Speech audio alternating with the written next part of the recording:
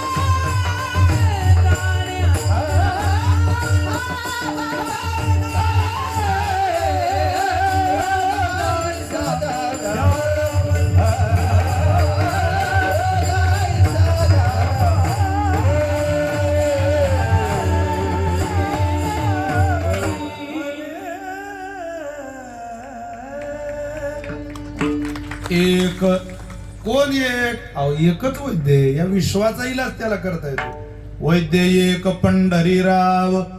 असं काय कळतं त्याला? अंतर्भाव तो जाणे.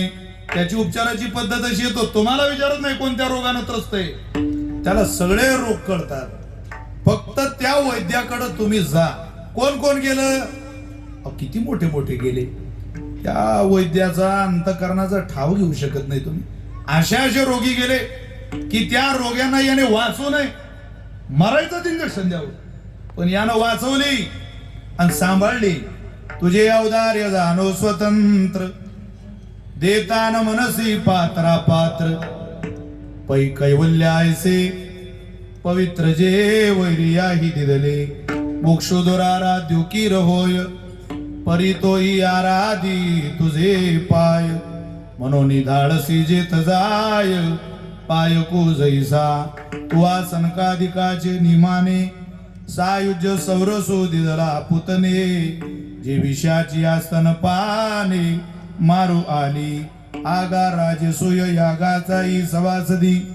देखता त्रिभुवनाची मांदी, कैसा शतदा दुर्वाक्य शब्दी निस्तेजिला. ऐसिया परादिया शिशुपाळा, आपण पेठाव दिदला गोपाळा. काय उत्तान पादाची आबाळा, द्रौपदी चाड तो वना आला याची लागी. बैसावे पितयाची उत्संगी, चंद्र सूर्य दिका परिस जगी. श्लाघो केला. कोणत्या कोणत्या रोग्यावर इलाज केला ऐका. नाथ महाराजांच्या ओव्या. मज गोपिकांची कोण गोडी, त्यांच्या निज प्रेमाची जाती चोखडी. या लागी मज त्यांची आवडी, अति गाडी उद्धवा. कुब्जा काय सुंदर होती. ती म्हणे का रे वैद्य आहेस ना, अरे सगळ्या जगाला सुंदर बनवलं. तू का म्हणे कुब्जा दासी रूपारासी हिन कळा. मी 3 ठिकाणी वाकडी. तू जर वैद्य असशील या विश्वातला तर मला दिसायला चांगलं बनव. कुब्जा काय सुंदर होती, तिच्या प्रेमाची मज प्रीती. राधा प्रार्थिनी वना प्रति, काय विषय आसक्ती लागोनी. काय भक्ती केली गोपाळी, काय ती सोडी की ओवडी. त्यांची उचिष्ट मी कवळगिडी, प्रेम सम्मेडी डुलत. पांडवांच्या बाचे मी काय लागे, त्यांचे भीमटे सोशी अनेगे. मी तो सुदाम्याच्या पाया लागे, काय त्याचे निपांगी पांगलो. काय माझी क्षीण झाली शक्ती, त्या गोपिका मजदावी बांधिती. त्यांच्या निज प्रेमाची जाती मी सोय श्रीपती फोकितो. मी काय अन्नासी दुकाळलो, तो यज्ञ पत्न्यासी मागो गेलो. मी तो भावार्थाचा भुकेलो, प्रेमाच्या पावलो पाहुनिरा.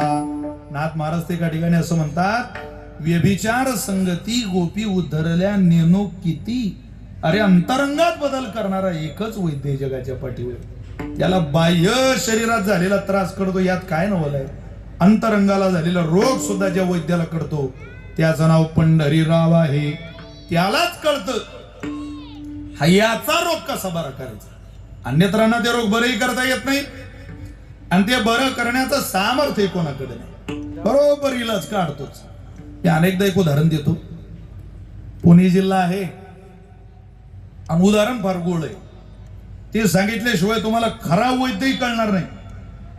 म्हणून एका उदाहरणाचं स्मरण आपल्याला करून देतो. सगळ्यांना माहिती काय झालं. ज्या वेळेला भारतीय महायुद्ध ठरलं त्यावेळेला भगवंताकडं काही मिळेल याची अपेक्षा अर्जुनालाही होती आणि काही मिळेल याची अपेक्षा दुर्योधनालाही होती. हे दोन्ही गेले.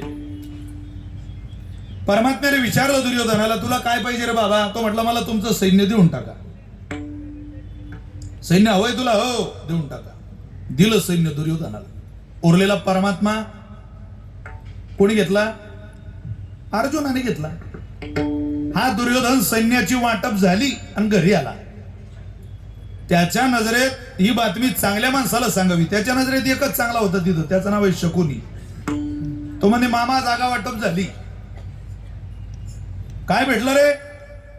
सैन्य भेटलं आपल्या ताब्यात आणि परमात्मा त्याला देऊन टाकला. भगवान श्रीकृष्णाचं आपल्याला काय काम आहे. सैन्य घेतलं, हो सैन्य घेतलं.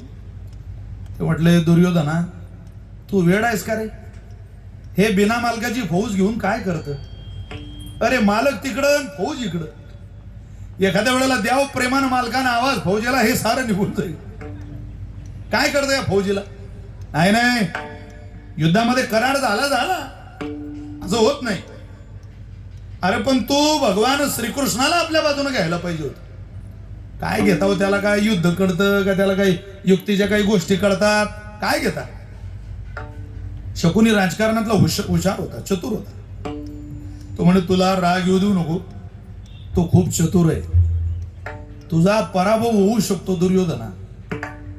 तुझा सैन्यावर भागणार नाही. सैन्य जरी आपल्या ताब्यात असलं, आपली बाजू मजबूत असली, तरी तू एक प्रयत्न इथून पुढे असा कर, तुला भगवान श्रीकृष्णाचं सहकार्य होणार नाही, पण अर्जुनाला भगवान श्रीकृष्णाचं सहकार्य होणार नाही असं काहीतरी कर. म्हणजे काय करू?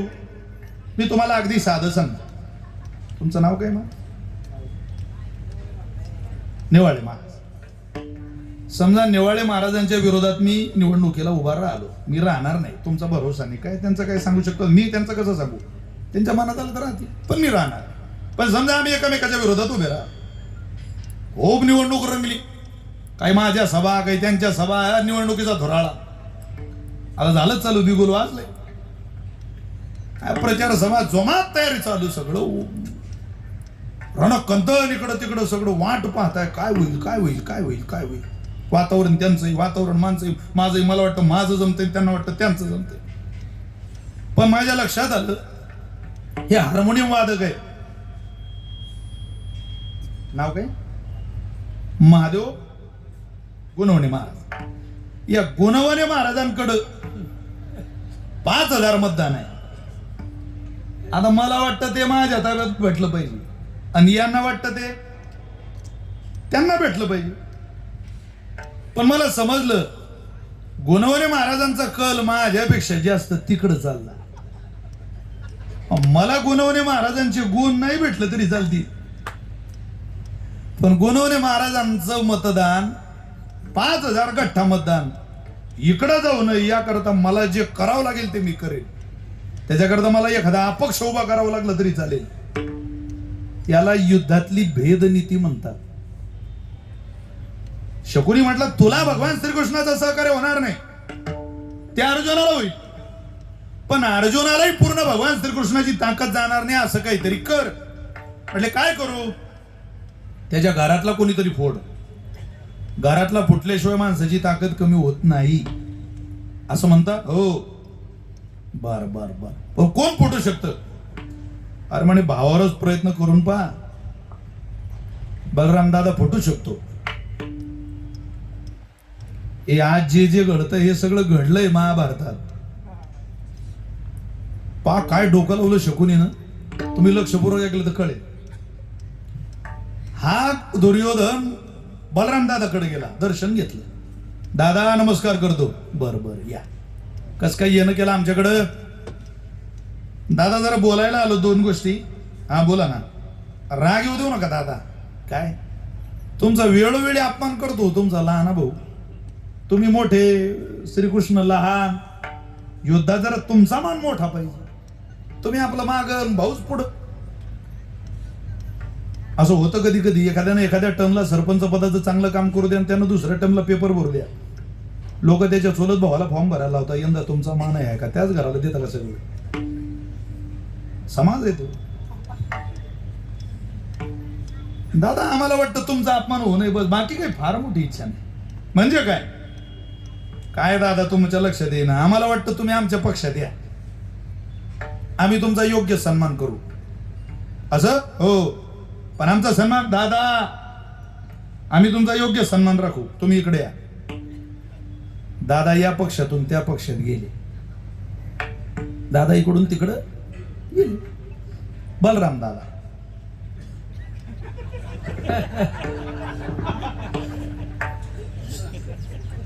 एकदम बाजू मजबूत झाली.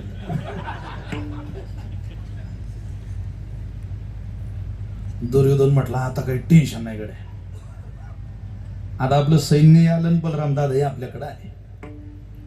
अर्जुन महाराज भगवंताकडे गेले. काय म्हटलं असेल अर्जुनाने परमात्म्याला? देवा काळजी करू नको, अनेक लोक येतील तुला भेटील आणि सांगतील तुझा भाऊ फुटला. तूच फोडला. अर्जुनाचा पराभव तुझ्या मनात होता म्हणून तू भावाला फोडला. कोणाचं बोलणं मनावर घेऊ नको देवा. मला माहितीये तुझं माझ्यावर काय प्रेम आहे. या जगदीश्वराचे प्रेम एत दिसतसे निरुपम, कैसे पार्थी सर्वोत्तम पुण्य केले. काय देवा मला माहिती रे आमची काय सेवा केली तू. राहू दे, लोक तुझ्यावर संशय घेतील, माझा तुझ्यावर संशय नाही. मी तुला एक सांगायला आलोय प्रभू, तुझ्या सख्यते खातर मैत्री खातर मी पराभव सुद्धा स्वीकारेन. तुझा भाऊ सोडून गेला पण तुझी कृपा आमच्यावर राहू दे. तुझा हात आमच्या पाठीवर आहे. अरे हाच काय साधा पुरुषार्थ आहे. आज आम्ही 5 भावंड आहे पण 5 भावांच्या मागे उभा श्रीकृष्ण आहे. हे चित्र लोक पाहतात. 100 कौरवांची चर्चा नाही, 5 पांडवांची चर्चा चालू आहे. युद्धातला जय पराजय होत असतो. हो दे देवा. मला माहितीये विजयश्रीच्या पाठी एकोची बैसे त्याने ज्ञानेश्वरी वाचली होती चांगली. तो म्हटला एकच विजय कोणाचा तरी होणार आहे, त्याचा होईल एक तर माझा होईल. पण भाऊ फुटला म्हणून तू खंत मानून नको. माझा तुझ्यावर विश्वास आहे. देव होता तो. तो म्हटला थांब जरा, काळजी करू नको. मला माहिती आहे यातले बारकावे सगळे. ताण नको घेऊ जरा. वातावरण गरम होऊ दे अजून जरा. काही मुरब्बी माणसं असतात. कोणी फुटलं काय आणि गाव हल्लं काय ते म्हणतात थांब जरा. हो दे कसं स्वतः आणतो बघ. बर बर काय करायचं नाही. तू थांब रे बाबा अर्जुना.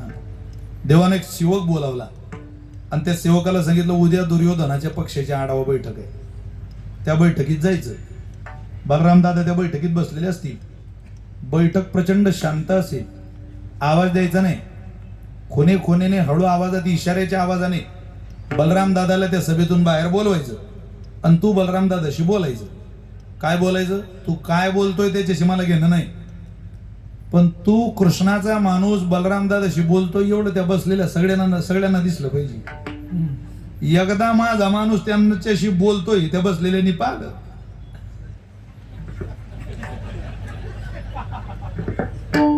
याला म्हणता पुणे जिल्हा.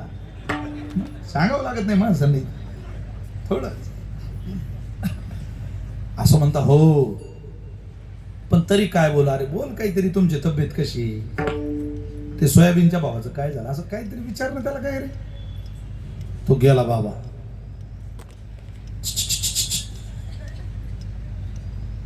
ती मागची तुम्ही नाही हो तिथलं चाललंय.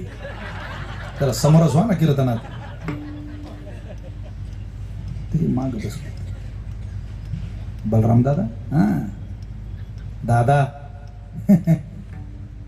कृष्णाचा माणूस आहे तुम्हाला बोलवतोय. जय आपल्याला बोलू शकत नाही ना. अहो दादा तुम्हालाच बोलवतोय तू. असं उठले बा दादा. गेले तिकडं. हे बसलेले सगळे हँग झाले ना. ते म्हटले टावर खालीच रेंज नाही. ज्याच्या ताब्यात किल्ल्या दिल्या तेच मॅनेज झाले. बलराम दादा गेले.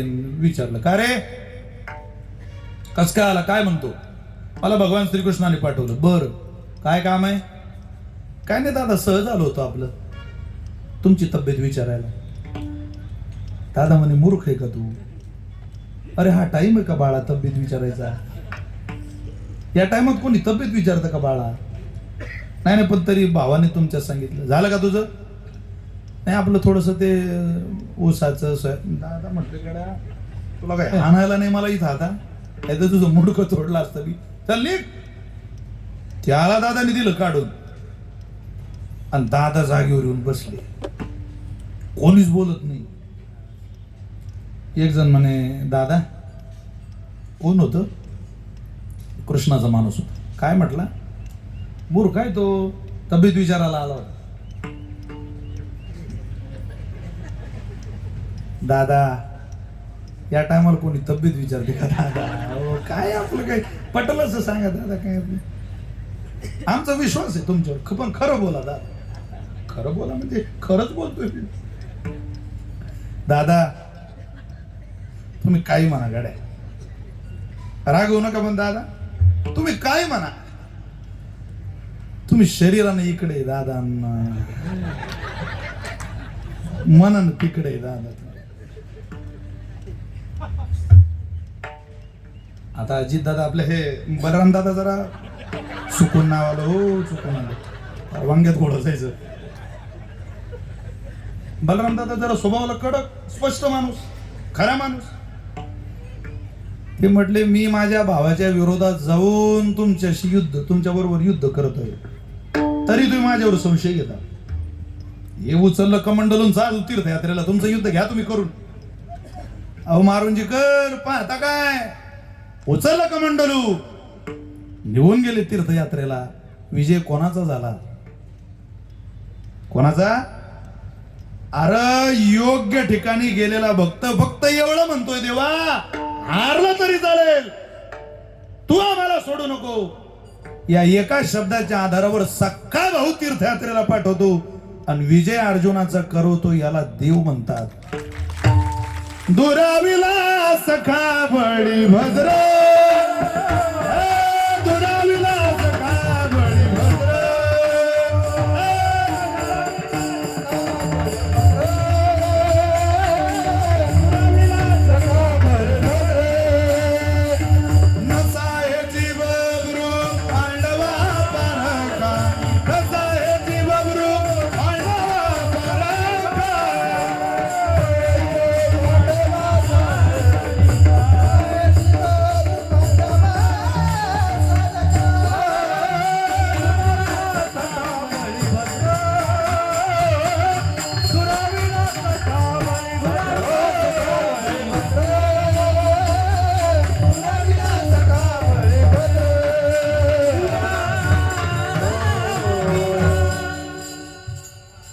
कोणत्या रोग्याला कसा इलाज द्यायचा आणि कसं इंजेक्शन द्यायचं हे त्याच वेळी त्याला ठाऊक आहे. अरे भाऊ फोडतो का, घे तुला कसा दणका देतो, देव आहे तो. त्याला कळतो कोणत्या रोग्याला कसा प्रेमाचा द्यायचा, अहंकाराच्या बाधेचा द्यायचा, प्रेम बाधेचा द्यायचा, कोणत्या विकाराच्या बाधेचा उपचार द्यायचा, सगळं कळतं. महाराज नेमका त्याच्या उपचाराची पद्धत त्या वेळी त्याच्या कशी आहे. महाराज म्हटले आता ऐकलं ना उदाहरण, हेच प्रमाणात सांगायचं झालं तर तुकोबा या अभंगाचं दुसरं चरण बोलताय. रोग्याय साध्या भ्याबल्ली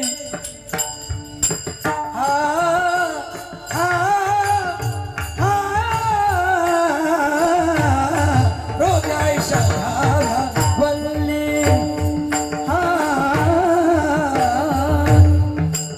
रोग्याय साध्या भ्याबल्ली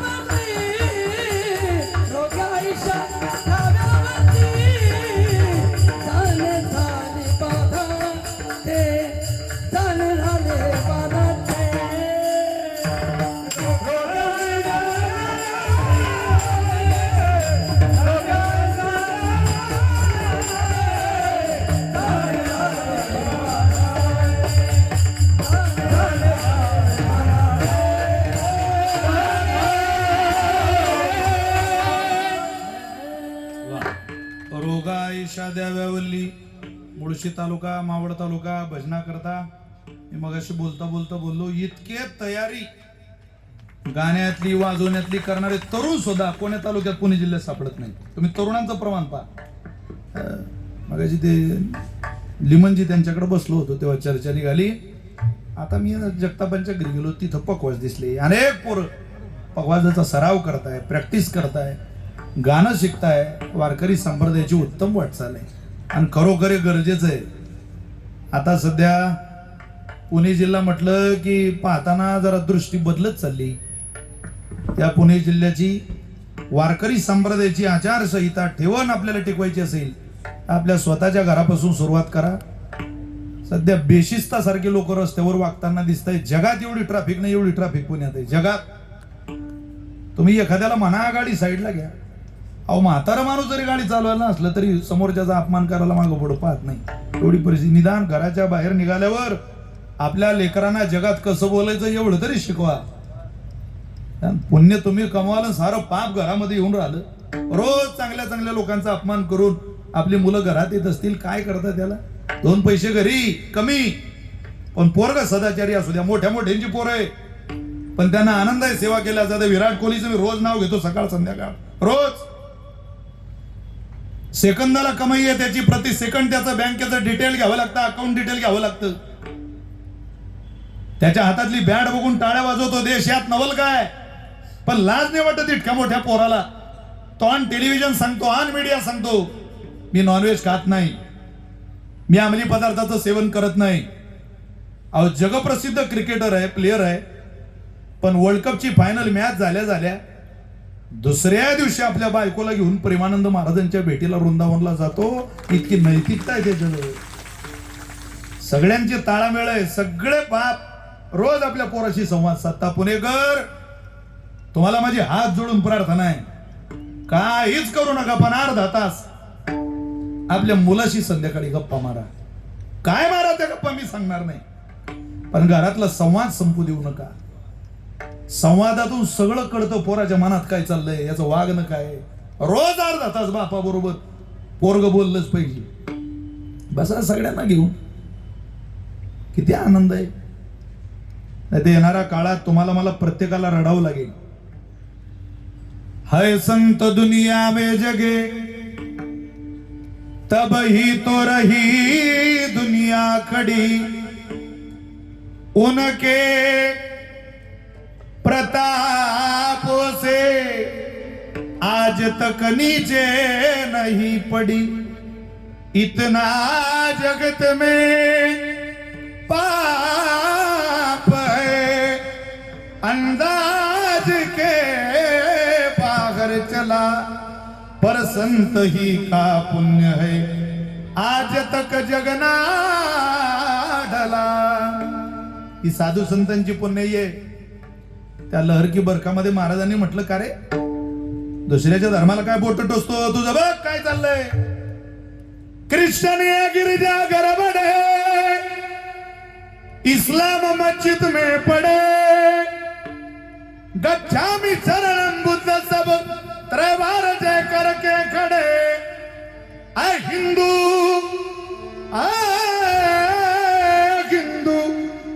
हिंदू क्यों गवाई तूने मंदिरों की प्रार्थना, क्यों भ्रष्ट ऐसा हो गया सब भूल के आराधना. ख्रिश्चन ये गिरजा घर बड़े, ख्रिश्चन गिरजा घराकडे चालला, तो इस्लाम मस्जिद में पडे. रोज नमाजाचं पठण करायला मुस्लिम धर्मीय मशिदीत जात आहे. 5 वर्षाचं पोरग टोपी घालून नमाज पठण करतय. लाज नाही वाटत त्याला आपल्या धर्माची आराधना करायची. अरे दलित बांधव रोज गौतम बुद्धांचं नाव घेता, रोज बाबासाहेब आंबेडकरांचं नाव घेता, पण असे लाखो हिंदू आहे. आवाज दिला महाराजांनी, हा हिंदू तू तू पुणे जिल्ह्यात राहतो, वाचतो का ज्ञानेश्वरी, येतो का हरिपाठ, पहिला कधी तुकोबऱ्यांचा का था उघडू नाही. आपलं लोकांना बोट टोचायची. आय हिंदू क्यों गवाई तूने मंदिरों की प्रार्थना क्यों भ्रष्ट ऐसा हो गया सब भूल के आराधना. लवकरात लवकर तुमच्या लेकरा बाळांना या वैद्याच्या दारात आणून बांधा. आता विशाल महाराज खोलेंचे शब्द ध्यानात ठेवा. एक दिवस हे वार तुमच्या घरात कोण्या रीतीने घुसणार मी रोज सांगतो सकाळ संध्याकाळ रोज वारच तसे. पृथ्वीमध्ये दादा दादा एक अद्भुत होईल. बहीण बहीण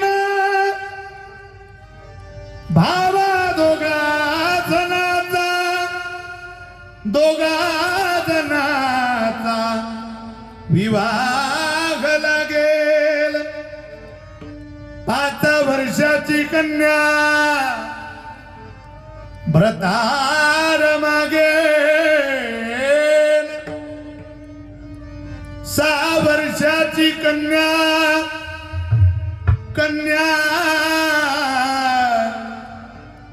गर्भीन राहील. ऐकाया ऐकाया ऐकाया ऐकाया कलियुगाची थोरी. पुत्र तो होईल पित्याचा वैरी. भ्रतारा भ्रतारा भ्रतारा सोडून घरोघर फिरतील नारी ऐसा शकून दादा शकून दादा शकून दादा शकून दादा दादा ऐका निर्धार. दारोदार आले साधू संत तुमच्या माझ्या घ्या. पैशावर काय समाधान मानताय. संततीच कामाला आली नाही तर काय करता याला. कोणी कामाला येत नाही तुमच्या. सरकार बिरकार सत्ता बित्ता आमदार खासदार मंत्री संत्री उद्धाराला नाही कारणीभूत ठरते. कुटुंब व्यवस्था टिकवायला यांचं काय कामाला येणार नाही. धन ज्ञानोबाऱ्यांच चोरावं लागेल महाराज. धन तुकोबाऱ्यांच लुटावं लागेल तर परिवार नीट. कोणी येत आहे आला आतापर्यंत आजवर आलं नाही. जसा गरिबी श्रीमंती हा प्रारब्धाचा विषय स्वतः ती परमेश्वराला घडी बदलावी लागते तसे मरता मरता मच्छिंद्र बाबांनी दिले तसे संस्कार भोसले पाटील परिवाराला दिले आकाशरावांकडे सुपूर्द केले. तसं मरता मरता जाता जाता तुमचं पोरं एकदा माळकरी करून जा पुणे जिल्ह्यात. बस स्वप्न पहा तेवढं काय मागता परमेश्वराला दुसरं. भलं होईल आपल्या आयुष्याचं सोनं होईल. कोणी येत नाही. किती स्वैराचार वाढला अनिती वाढली. पैशाच्या दिशेनं धावणारं राजकारण वाढलं. कमरेच्या खाली बोलणारं राजकारण वाढलं. व्यक्तिगत जीवनावर टीका टिप्पणी करणारं गुन्हे दाखल करणारं राजकारण राज्यात झालं. कोणाकडून अपेक्षा करताय तुम्ही. कोणी नाही. सगळ्या गप्पा आहे महाराज. सब चुतो की बाजार में पत्रों का व्यापार चल रहा दुनिया में. गरीब अधिक गरीब होत चालला आणि श्रीमंत अधिक श्रीमंत होत चालला. तुम्ही बार काही न विचार करा. धनत्रयोदशीला सोनं घेतात. अरे आम्हाला ऐकलं होतं टीव्हीला पाहिलं होतं. आमच्या मायला आमच्या बापानं कधी धनत्रयोदशीला शेतकऱ्याच्या बायकोला सोनं घ्यायला नेलं. मी विश्वासानं सांगतो महाराज नेलं नाही. आपल्यालाच बदलावं लागतं सगळं. करोडपतीची बायको सोनं घ्यायला दुकानात जाते सोनाराकडं. त्यावेळेला म्हणते मजुरी हवी तर जास्त घ्या पण दागिना अंगावर शोभून दिसला पाहिजे. पण शेतकऱ्याची बायको ज्या वेळेला सोनं घ्यायला जाते त्यावेळेला ती म्हणते सोनार दादा असा दागिना द्या की माझा नवरा हा दागिना परत तुमच्याकडून मोडायला घेऊन येईल त्यावेळेला माझ्या नवऱ्याच्या पैशाचं नुकसान नको व्हायला हो. अंगावर दिसायला कसंही असलं तरी चालेल, पण नवऱ्याचं नुकसान करणारं सोनं देऊ नका. अशा इज्जतदार नारीला आपल्या सोबत आपण नादायला आणलंय म्हणून आपलं बरं चाललंय. अजून तरी आपलं घर नीट आहे. ज्ञानोबा तुकोबा यांची विचारधारा घरात जिवंत आहे. तुम्ही काळ बघा पुढं कसं येतोय. वळून सुद्धा पाहणार नाही आपल्या पोरांकडे लेकरांकडे. अशी दयनीय अवस्था होईल. ज्ञानोबा तुकोबा यांच्या विरोधात आयुष्य जगणाऱ्याची माती नाही होणार. वाटोळं झाल्याशिवाय थांबणार नाही ते. आणि ज्या दिवशी सगळं संपत त्या दिवशी हाताला काही राहत नाही. म्हणून महाराजांनी जागृती केली. बाबा रे, अरे यांना काय गरज होती तुला वैद्य सांगायची, पण तुला उपचाराची पद्धती सांगितली. ऐशा द्याव्या वल्ली कैशा द्याव्या वल्ली. जीवनातली सगळी बाधा देवाजवळ उतरते. जाणे झाली बाधा ते जा जा संत सांगताय त्या वाटेनं जा. संग संग संतांचा करिता बरवा. महाराज बोलतात गोड गोड ऐका. संग संतांचा करिता बरवा करिता बरवा. संग संतांचा करिता बरवा करिता बरवा. संग संतांचा करिता बरवा. उत्तम उत्तम कीर्तीचा ठेवा कीर्तीचा ठेवा. उत्तम उत्तम कीर्तीचा ठेवा कीर्तीचा ठेवा. पंथ तो सुपंथे चालावा सुपंथे चालावा सुपंथे चालावा चालावा. उगवा वासना लिगाळ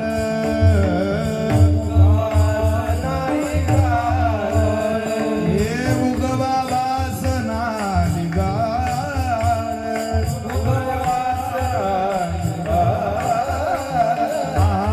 आहा रे भाई आहा आहा रे भाई आहा रे भाई आहा रे भाई.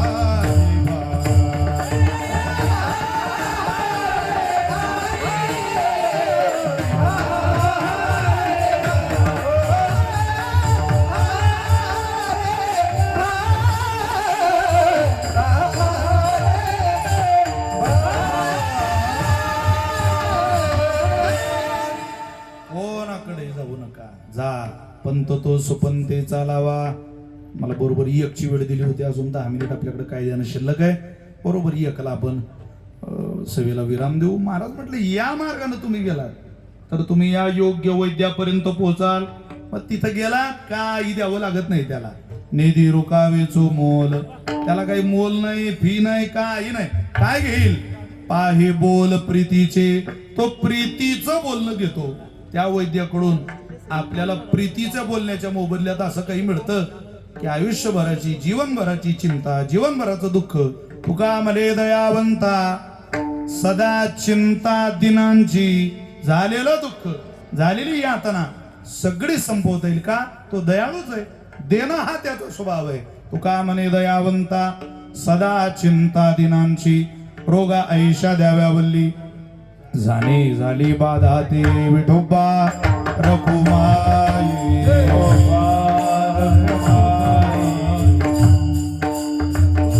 टाळी वाजवा बोला. रखुमाई हरे विठोबा रखुमाई.